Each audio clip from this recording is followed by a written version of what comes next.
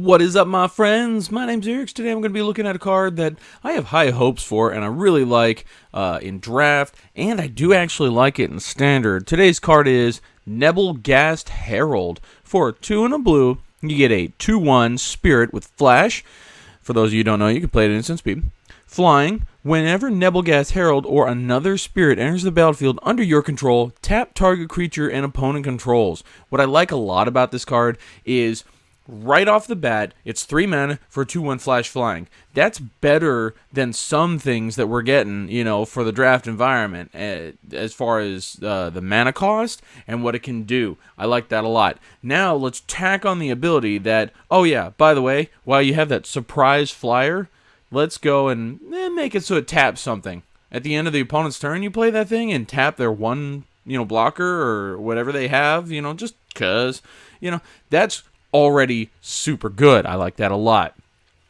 Wait, hang on. There's more. Now, you play another spirit, which spirits are everywhere. You play another one, and you tap another creature. It's like, what the hell is that? It doesn't tap permanently, and so that's like my only complaint. But, if it chilled, tap permanently is way too extreme. I should say chill, tap, and then does none tap on the next upkeep. Like Nibelus of Frost. That's what I'm thinking. I'm not permanent tap. That would be goddamn insane. We can't have that. But anyway, Nebelgast Herald I think is really cool because a lot of spirits have flash, and then we have rattle chains in the standard environment. Rattle chains gives other spirits flash, so you can just tap them down.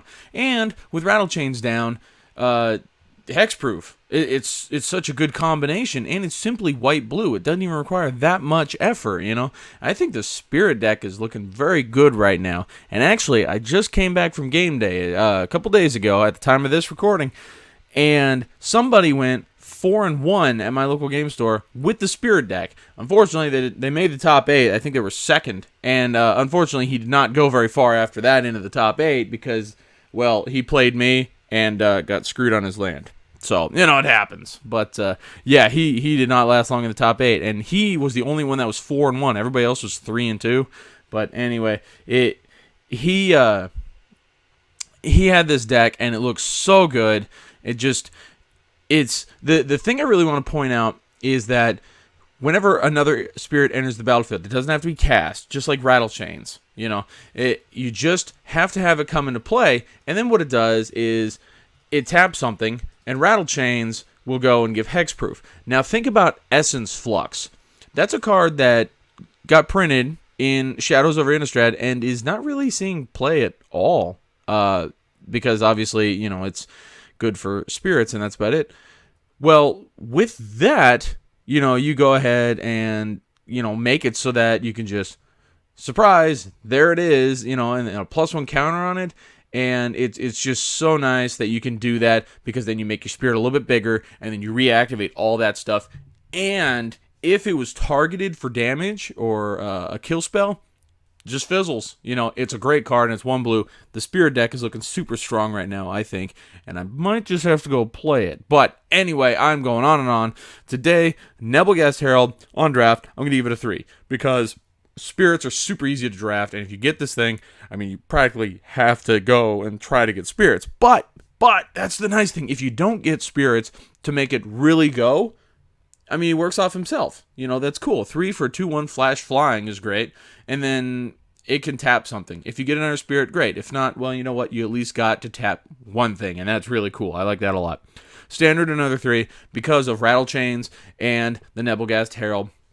With all those spirits that are available to you in the standard environment and Essence Flux, like I was just talking about, it looks so good. And yes, white blue, I don't feel they have a lot of removal going on, or at least not the most optimal removal in standard. It's still a good deck, and I think it's going to do really well, especially once Collected Company rotates out. I think right now you can splash green for it, but people are going to, people who are playing the banned Collected Company tempo decks probably switch over to tempo spirits. We'll see about that though. Don't quote me.